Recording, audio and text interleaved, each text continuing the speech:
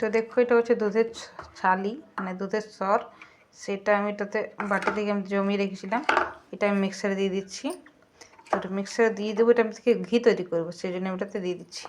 এবার এটাতে আমি হালকা জল দিয়ে পরে পুরো পুরো ঠান্ডা জল দিয়ে পরে পুরো পিষে নিয়ে আমি এটা মাখন তৈরি করে নেব। দেখো আমি মিক্সারতে পিষে নিয়েছি, দেখো পিষে কেমন এটা উঠে গেছে।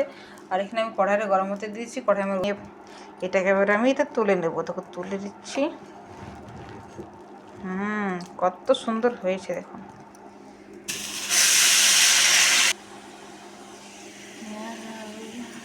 দেখো আমার ঘিটা কেমন করে টকবক করে ফুটছে।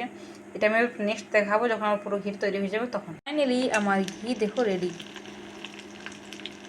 আমার ঘি হোমমেড ঘি একদম পুরোপুরি রেডি হয়ে গেছে, তৈরি।